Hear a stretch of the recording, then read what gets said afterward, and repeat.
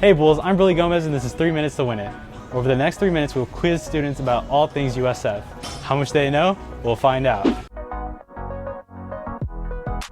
Hey Bulls, I'm here with Carson. Thanks for coming, Carson. We're going to be asking you a few trivia questions. Are you ready to get started? Absolutely. All right, here's the first question. How many campus recreation fitness facilities are there on campus? I'm going to go 3. Correct. Yeah. All right, here's the next one. What must you have with you in order to be able to check out equipment? It could be your USF ID. Correct. I didn't even get to read you the answer choices. You knew that one off the bat. Oh yeah, oh yeah. What year was the main campus recreation facility renovated? I'm gonna go with 7 years ago. That's actually correct. Oh, yeah. 2011. There we go. What are some of the examples of group fitness classes that students can sign up for through Campus Rec? I know my friend's in a Bollywood dance class. Okay. Yeah, I know that there is, let's see, group fitness. I know there's like a lot of cycling, spinning. Yep. I know there's Zumba, that's classic. Let me think. Also, there's judo, which I was considering. Yep, yeah. Those are all correct. USF Riverfront Park allows students to rent what kind of boats with their student ID? Kayaks. Kayaks, canoes, and paddleboards. Oh, okay. How many pools are there on campus? 3. We have 3. It's actually 4. Oh. There's one in Campus Rec, The Fit, okay. Magnolia, and Greek Village. Oh, Magnolia, I forgot about that one. How many square feet is the Campus Recreation Center? I'm going with 20,000. That's actually very close. It's 28,000. Oh, okay, all right. How can students learn how to use the different types of equipment in the gym safely and effectively? They can ask one of the staff. That's a good answer. I'm sure they would help you, but the correct answer is fitness equipment orientation. Okay. How many different sport clubs are offered through Campus Rec? I can't do them all in my head right now. I'm gonna go with 10. There's actually 44. Wow. Look at that. You got options. Which floor of the Fit has the cardio equipment? Cardio equipment. The Fit? We're in the Fit. And we're doing cardio right now. Okay, I'm gonna go first and second floors. That's correct. True or false? Campus Recreation offers scuba certification classes as well as scuba sports clubs. True. That is true. I was considering that. How deep is the Campus Recreation indoor pool? 10 feet. That's actually correct too. Wow, these are great answers. Are these educated guesses? They are. All of them. What year did USF get admitted to the NCAA?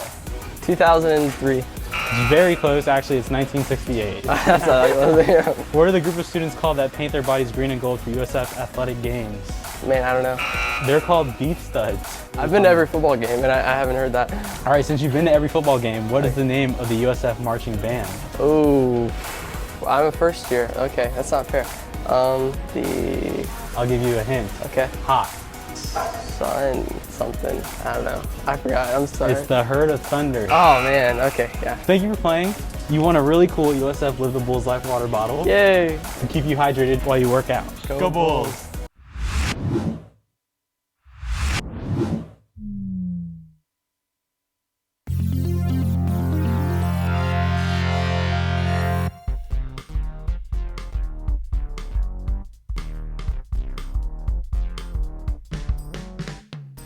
Jessica Barron, Sierra Rose, Elisa Goldberg, Max Morinelli, Kayla Williams, Matt Satchwell, Burley Gomez, Jennifer Drewbear, Taylor Finke, Stephanie Chalkman, Jeremy Lamberti.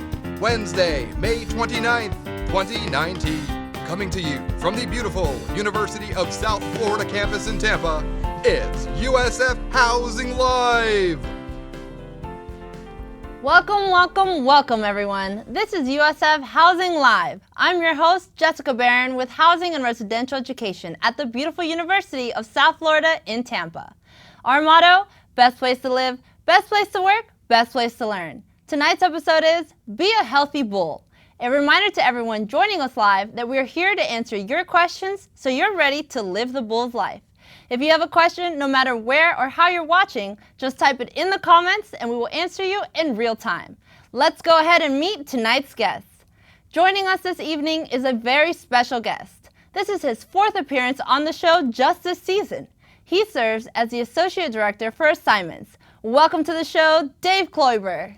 Thank you, Jessica. How are you? I'm doing good, Dave. It's always a pleasure to have you on the show. It's great to be here. Our first guest tonight is the Communications and Marketing Officer for Student Health Services. She also serves as the advisor of the USF Pride Alliance. Welcome to the show, Susanna Perez-Field. Thank you so much, Jessica. Thrilled to be here. thrilled to have you here, Susanna. So Susanna, tell us who you are and what you do here at USF. So as the communication officer, I get to plan all of our health events, and I also get to create educational campaigns that make sure all of our students know about the health and wellness resources here at USF. Susanna, that's a pretty big job on campus, and I'm sure a lot of parents want to know more about what you do at your office. Susanna, what documents do students need to provide to register for classes? So that is the number one question of all of our incoming students and also our parents. So we have a number of things that are required. First of all, measles vaccinations. So measles vaccinations 2 after first birthday, and also proof of rubella vaccination. Now those vaccinations can be documented a number of ways. I know we'll go into it, but in addition, we have a strong recommendation for the hepatitis B vaccination and also the meningitis B vaccination. So all of those vaccinations hepatitis B and meningitis can be acknowledged or declined electronically, or they can submit proof of vaccination. And finally, our international students also need to provide proof of tuberculosis screening. Susanna, what is something that students typically miss when sending in forms? Is there something they forget to sign? Yes. Thank you for the help there, Jessica. Yeah, no worries. Yes. So we have all of our students need to acknowledge the recommended vaccinations, even the optional vaccinations like hepatitis B and meningitis. And so they can do that electronically, signing through Oasis on the personal tab, or they can sign our print form. If they are not yet age 18, in addition to their signature, we need their parent or legal guardian. Susanna, this is a lot of important stuff that students need to make sure they get done. So what is the process for sending in immunization records? That's something that's very important as well. Yes, and that's been a hot topic on the USF Class of 2023 page recently. We do need 3 business days after the student has sent in their document. So they can upload it through the admissions portal. They can upload it through our own immunizations webpage on the Student Health Services website. They also can fax it, email it, or send it in U.S. snail mail, postal service. But the number one way and the best way is actually through the admissions portal, because that automatically includes the USF ID. Susanna, once again, you said 3 days, but I'm pretty sure you would agree if students should turn it in as soon as possible and not wait, because it might take longer, right? Sometimes it can. This is our busy season. We have a lot of students who are ready and waiting for their housing assignments, and so it's very important to do it as soon as possible, and to remember that we are closed on Saturdays, Sundays, and on university holidays. So please give us time. We want to get it right. Great tip. Susanna, what should international students know? International students, here is what really trips them up when they're sending in their information. The tuberculosis screening can be done through, Dave has big size, there's a lot there. We want to make sure all of our students are protected. So the tuberculosis screening can be done through skin test, and all of the boxes need to be filled out on our form, or they can also do it by lab test, that's blood test, and if the student completes that way, we need the full laboratory report. In addition, most of our students, international students, are coming from countries of socialized medicine. They are not prepared for the U.S. medical system. So we do have an insurance requirement. In order to register for classes, they need to sign the insurance agreement that is on the international student webpage from our site. And what that agreement does is it releases the hold, and the student doesn't need to provide insurance. They just need to let us know at this point if they are thinking of taking the USF sponsored medical insurance, or if they're going to take an off-campus plan. And we do have information for both avenues on our page. So at this point, just to register, they just let us know what their indication is, and they can always change their mind later. Susanna, that was a lot of important information for international students. Once again, where should they go if they have any further questions? So the Student Health Services webpage, the insurance tab, and then on the left side, there's actually a button that says International Student Insurance Compliance. Wonderful. Thank you, Susanna. Susanna, what if a student gets sick while they're on campus? You know, students are studying really hard. There's lots of students on campus. Germs are bound to be spread. What should they do? They're in a new environment, new germs, and stress impacts immunity. So our goal at Student Health Services, and we are nationally accredited, is to help our students be well and excel. Yes, that's the goal, that's the tagline. So your question was, what should a student do if they become sick? Here's what we recommend. First of all, we're appointment-based. So students should call us as soon as they're not feeling well, or stop in so that we can schedule a time later on based on the urgency of their symptoms. We can handle pretty much anything and everything, but the most important thing is to contact us as soon as they're not feeling well. Awesome. Susanna, before I ask you my next question, you have a viewer named Kim who wants to give you a quick little shout out. She says, I love Susanna. She was always so helpful. Oh, thank you, Kim. It's nice to have a fan. Definitely. And Kim, if you have any questions, feel free to send them in. Susanna, let me follow up with my next question. How is student health services different from my regular doctor? So we do everything that you would expect, but we have a specialty in college-age health. This is what we do. This is our passion. So this is what we specialize in. In addition, we can see most of our patients within one business day, and we also have multiple sources of funding. So when you go to your doctor back home, they usually want insurance or they have a pretty costly self-pay rate. We actually receive money from tuition. So although we accept over 100 different insurance plans, we also can treat students that are uninsured or who do not want to use their insurance because they do not want their parent to know that they came in to see us. Yes. Susanna, well, here's a question that I'm sure a lot of parents do want to know. What are the hours at Student Health Services? When are you open? We are open Monday through Friday, 8 a.m. to 5 p.m. In the summer, and during fall and spring, 8 a.m. to 5:30 p.m. We also have an evening after-hours clinic that is by appointment Tuesdays, Wednesdays, and Thursdays from 6 to 8. And when we're closed, we have an after-hours advice nurse. So the same telephone number that the student can make an appointment with can also be used to reach the after-hours advice nurse. One call, that's all. Great.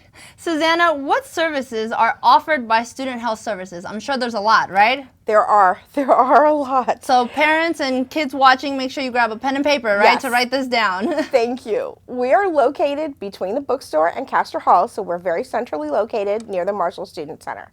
We offer general medical, that's kind of what your doctor does back home, consultations, cough, cold, I don't feel well, can you look at this, I hurt myself, we do all of that. We also have urgent care, including we can do follow-up and rehabilitative care, kind of like sports medicine, athletic training. We do that. We do sexual health, women's health, gynecology, men's health. We have dermatology, psychiatry. We do testing for ADD, ADHD, learning disabilities. We can provide allergy shots. We also have nutrition counseling, vaccinations, very, very important. I know we'll talk a bit more about that later. And we also have a full pharmacy in the Marshall Student Center. Susanna, what if a student isn't 18 yet? What are their options?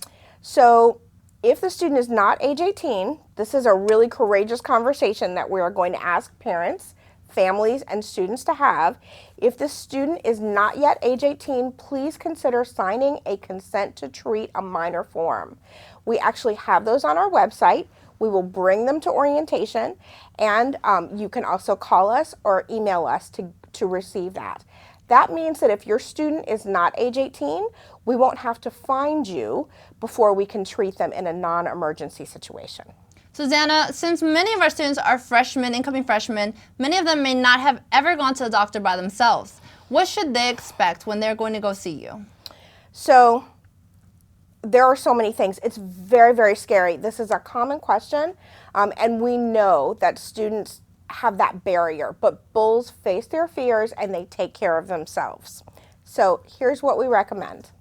First of all, when a student is not feeling well or needs medical attention of some sort, be prepared to explain what's going on, how long it's been happening, if it's ever happened before, what kind of allergies you have. If the student is taking any existing medications, we need to know that. We also need to know if this has happened before, kind of what happened at that time, and if, this is going to be a really kind of scary medical word, but if the student has received a tetanus shot. That's super, super important. And finally, we ask that students be prepared to allow one full hour for medical treatment because quality care takes time. Susanna, my last question for you. For students on medication or with a medical condition, how can Student Health Services help them? So we want to keep on doing what has been working, and we are prepared to support our students to make sure that they thrive. So what we recommend, especially for our new incoming students, is that after they attend orientation, they can set up their first appointment. They can meet their new medical doctor, and they can also meet their new nurse practitioners. So we have a team that's assigned to every incoming student. And what that means is we can go ahead and accept their copy of their medical records. They can go ahead and request that in advance, or we can get that paperwork started for them. We can also transfer prescriptions. That way, we are set. If anything happens while the student is here, we are ready to help. Susanna, I got a couple of questions coming in from some viewers. I have someone named Tina, and she asks, if our child takes a regular prescription for asthma, can they get it filled on campus? Absolutely. Go I'm ahead. sorry, I didn't Go ahead. mean to No, cut you please, off, go Jessica. ahead. I got so excited that there was a question. Did you get to finish? Yeah, the that was question? it. Go ahead. Okay. Yes, we have a full pharmacy. That's no problem. We can help transfer the prescription. We actually can receive prescriptions from on campus as well as off campus, electronic. And I will personally tell you, I have asthma, and I get my inhalers filled at our pharmacy, and they save me $50 from my off-campus pharmacy. So yes, very common question. When you come for orientation, please stop into the pharmacy.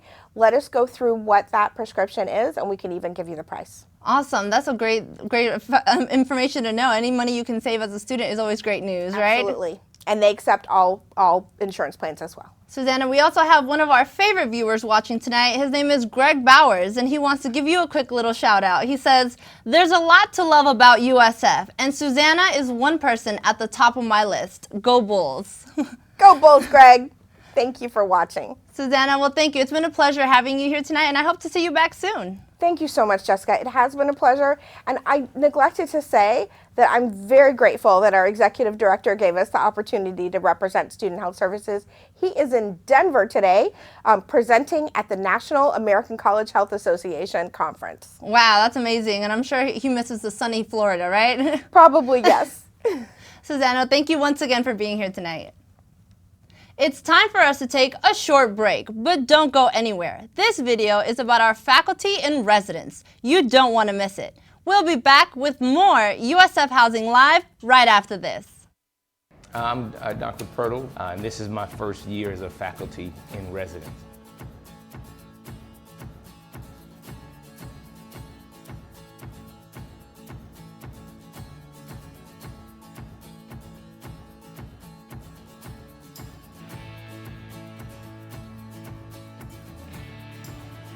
My name is Dr. Matawal Makut, and my current role is being a faculty in residence in Better Hall.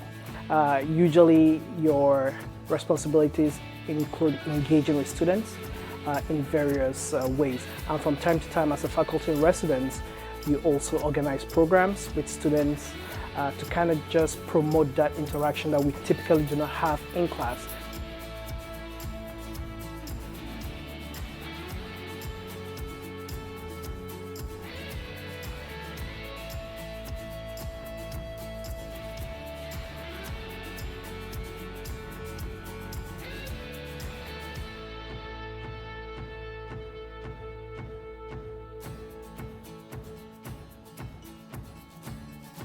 Just being here and interacting with students, knowing that I'm more than just a person who delivers lectures, but I have personal activities, hopefully that help students to understand that we're also regular people.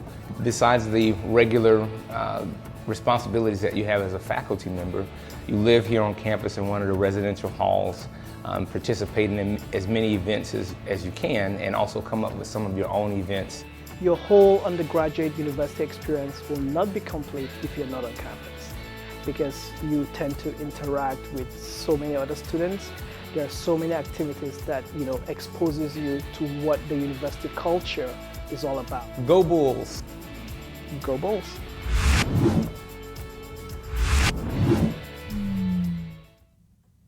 Welcome back, everyone. This is USF Housing Live. I'm Jessica Barron, you're not, and it's time to chat with Dave Kloiber from Housing and Residential Education. But first, we had another viewer ask a question for Susanna. Susanna, Kim sent in a question, and she asks, what should an international student do if the required immunization is not available in their country? Great question. We have a plan for that, Kim. So your doctor or your clinic actually writes a note, signs it, stamps it, and you send that in. And what our team will do is actually give you a temporary exception so that you can receive housing. And we will be able to give you that vaccination once you're in the U.S. Now, if your question is specifically about meningitis vaccination or hepatitis B vaccination, those are recommended, specifically recommended for your age group, but they're optional. So you can also choose to decline those vaccinations, either on the print form or electronically through OASIS. So that's your other option. But if it's one of the required, which would be the tuberculosis screening or the measles and rubella, then just document that it's not available and we'll help you with that. Awesome. Thank you so much, Susanna, and thank you, Kim, for that wonderful question. If you have, to any of our viewers watching, if you have any more questions, please feel free to send them in and we will answer you right here live on the show. Well, let's go into our next guest, a person who needs no introduction, Mr. Dave Kloiber. Tell us who you are and what you do here at USF. Well, I'm David Kloiber. I'm the Associate Director for Operations and Outreach for Housing, and I'm responsible for all the applications, the assignments, the billing, and all the technology that we use for the department. So you can kind of think of me as the guy behind the curtain. He makes everything happen. Wonderful. Dave, you've been here many times, so you are our go-to person for anything housing related, right? So Sure. Go ahead. Well, I would actually add one other thing that Susanna was talking about. Even if you decline, let's say the hepatitis B or the meningitis vaccine, you can still go and get it later on just for your own protection. And you don't even have to tell the university that you've done it, but then you've got the peace of mind knowing that you have some level of protection against possibly contracting that in the future. Thank you, Dave. That's an excellent point to make for all of our students watching. Dave, let's go ahead and ask you some housing-related questions, which are your favorite topic to talk about, right? Can students still apply for summer housing? Yes, our summer housing application is still available, and it will be available really throughout the summer. Some students decide, oh, maybe I don't want to live on campus, and then after a week or two of commuting, they decide, well, the traffic's really bad, the commute's a lot different than I thought it would be, I'm not having enough time to get my studies done, and so they make the decision to then move on to campus. So we keep our application open throughout the term. Dave, when is actually the last day to select a room for summer? So the last day to select a room for summer is actually coming up. It'll be this Sunday. This weekend. Yeah. 5 days from now, and it'll end at essentially at midnight. So if you're trying to select your room after the stroke of midnight, you may not be able to. Dave, can students still apply for fall or spring housing? Yes, they can, and we are still encouraging all of our students to do so. We've had a really large number of applications come in so far, and our assignments are moving right along. We're actually getting very close to the unfortunate possibility of actually running out of beds this year. Wow. Dave, when is the last day to select a room for fall and spring? The last day for self-selection will be in June, the last day of June actually, so June 30th. And if a student, either for summer or fall, doesn't select a room by the last day of self-selection, so you don't have to worry. We'll still work with you and get you a room as long as there's some still available. Dave, speaking of availability, what spaces are still available on campus? You know, I'd love to say that we have every option that you could think of available, but we just don't. Some of our options are more popular than others, or we just have a lot of a particular option. And so right now, we may have a few maybe apartment spaces or suite style spaces that are available at this point, but the bulk of what we have left right now is traditional style. Yeah, and the rooms go by fast, correct? They do. They go by really fast. We're about 11% ahead of where we were last year at this time, so we've seen a lot of growth. Wow, so make sure you apply really soon, right? Dave, my next question, why should students join an LLC, and how can they actually go about doing so? The LLCs are really a a really enriching part of the residential program here at USF and a lot of universities. It gives a student the ability to learn a little bit more about either their academic subject or their interest outside of a classroom. And so it is essentially an area where we have students who are all involved in the same course of study or the same interest, living as a cohort, learning from each other. If it's with an LOC, they also have the possibility of having some additional programming and events that are geared toward the subject matter of that LOC. And so that could set up future internships or other academic opportunities as they're completing their degree here or even after. Dave, we have a viewer named Belen who asks, Dave, is the business LLC still open for the fall? That leads into my other question that I had for you. What LLCs still have spaces remaining? Sure. The BBC, to my knowledge, does still have space, and I would love to see more people apply. Please remember that when you're doing an application, you need to actually apply for housing first. So put in that fall-spring housing application, and then you'll be able to complete one of the LOC applications. Some of our applications have some short answer essay questions on it. So I would encourage you to review the application, write your questions on a word processor or some other, like Word or whatever program you would use to write a paper or write short answer questions, and then copy it back in so it doesn't time out. But the BBC has space, I believe engineering still has space, STEM has space, but I don't think, with the exception of one of our LLCs, which is the Rising Health Professionals, I don't think any of our other LLCs are full at this point. Dave, we were talking about the BBC. What is the BBC and what is it? What makes it so special? The BBC is the Bulls Business Community. That's what it stands for, BBC. And it is kind of a subsection of the Bulls Business Network, which is a network of all of our business majors here through the Muma College of Business. And the BBC in itself is one of our oldest LOCs. And what it does is it brings all of our business majors together in that living and learning environment. And they'll have presentations from local business leaders in the Tampa Bay region. And some of these presentations will turn into contacts that the student will develop, and then sometimes even an internship or maybe even a job afterwards could be an outcome of some of these interactions. Dave, for any students out there, you know it can be a little bit hard to keep track of everything going on. So for any students who might have forgotten, what are the steps to living on campus? Sure. Obviously, you want to start with doing your application to live on campus. It's available through the housing portal, which is available from our website or from the My USF portal. Once you complete the application, we will put a $50 application fee onto your Oasis account the very next business day.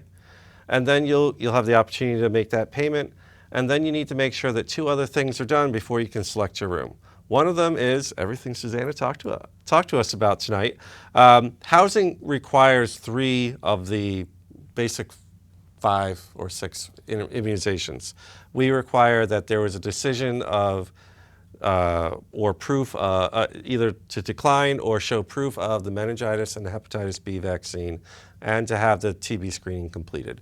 As long as those 3 items are complete with the immunizations, you are clear to actually assign yourself a room. In addition, that second item is that you need to register for orientation. We need to make sure that you're coming to the university before you take up a spot. Dave, we have another viewer who might have just tuned in. His name is Omar, and he has something that you covered a little bit earlier in the show. Are there any residence halls that are full for all of us at the moment? Are there any that are full right now, or some that still have spots available? Omar, I would say yes, there are buildings that are full. Most of our apartment style are filled. The last time I checked, we had maybe a handful of suite style available, either in Poplar or in Endeavor Hall. But certainly I would say all of our singles are at this point either gone or they're, if anything opens up at this point, it'll be because someone canceled. And so your best bet right now for a room would be a traditional style. Awesome. Dave, we also have another comment from one of our loyal viewers that I mentioned earlier, Greg Bowers, and he asks, hey Dave, does a student need to have a roommate in mind when selecting housing? No. Thank you for the question, Greg. No, you don't have to have a roommate in mind, but when you're looking at what rooms are available, you may see that most of the rooms may already have one person in it. So we would encourage you to hover over that red bed space and see how they answered their 5 questions. Those 5 questions from the application were, are you a smoker? Would you live with a smoker? Do you like your room cool? Are you a night person? And are you a neat person? Now remember that some parents may have filled out these questions, so they may not have thought, well, I clean their room every week, so they're neat. That may not be the case, but for the most part, most of those questions are answered very honestly. Dave, you got a couple more questions actually coming in for you. Great. I think a lot of viewers are curious about housing. Kim is asking, do I need to attend orientation before selecting a room? Oh, no, Kim, you don't. Matter of fact, don't wait until orientation, because I know they do start next week for the first group of orientation attendees, but if you wait until your orientation, you're going to miss out on a lot of opportunities. And like I said earlier in the broadcast, almost 5,000 people have already selected their room. And so many of those are first-year students, and they have not attended orientation yet. Dave, if people have any more questions regarding housing or the process on how to apply, where should they go? The first place to look for information about housing is go right to our website, www.usf.edu/housing. And you'll find really just about anything you need there. But if you still have more questions, feel free to send us an email at housing@usf.edu. Ask a question on the Facebook group. It's a group of 2023. We have experts from housing and experts from all over campus that can answer really any question. And if there isn't an expert that can answer that question, they're going to find somebody that can. And many of your classmates already know many of the answers. But you can always do the old-fashioned thing. Give us a call, 813-974-0001, because we are number 1. No, I just like to tout housing. But, we do answer the phone Monday through Friday, 8 to 5, unless we're on a holiday, which I would say we need more of, but we don't get them all the time. But we will be in the office Monday through Friday every day this summer, with the exception of the 4th of July from this point forward. So we look forward to getting all your calls. Dave, Michelle, another viewer named Michelle, is asking, are housing tours available at orientation? Yes. At the end of day 1 of orientation for first-year students, there will be an opportunity to tour the buildings. We won't take you into every building, but we'll get you into enough to see what kind of situation you're looking at once you come to campus in the fall. Perfect. That ties into Kayla's question, and she said, will I get to see my style of room at orientation? We hope so. We don't show every apartment style. So let's say if you've selected Magnolia Apartments, that is literally on the other side of campus from where you're going to be for orientation. So we do show Holly Apartments, and you'll get a feel of what the style is like, and the staff there will be very helpful in answering how is it different. And Dave, the last question from a viewer named Omar, he asks, when does fall orientation begin? It really depends on what orientation you've signed up for, Omar. So you definitely want to, the first orientation session is June 1st. Or, I'm sorry, not June 1st. That would be Saturday. Monday, June 3rd. June 3rd, sorry. So it's June 3rd, which is actually Monday next week. And there are quite a number of sessions throughout the summer. And so it really depends on what session that you've signed up for, but that's going to be an action that you have to take on the orientation website. Well, Dave, thank you so much for all of that information. And as always, it's a pleasure to have you on the show. This is your 4th time. Maybe we'll make it a 5th time. I have no doubt I will be on the show again. Awesome. Well, thank you for being here, Dave. Been a pleasure. Now it's time for some very special announcements. This is a Housing Live exclusive announcement. On October 2nd, USF will be competing against UCF, UF, and FSU to see who can give out the most flu shots. Getting a flu shot helps USF fight the flu. We will have free food, t-shirts, and lots of giveaways. So mark your calendars and make sure you attend this event in the fall, Bulls. Are you interested in living in a living learning community? Well, we still have spots left in our living learning communities, but trust me, they won't last forever.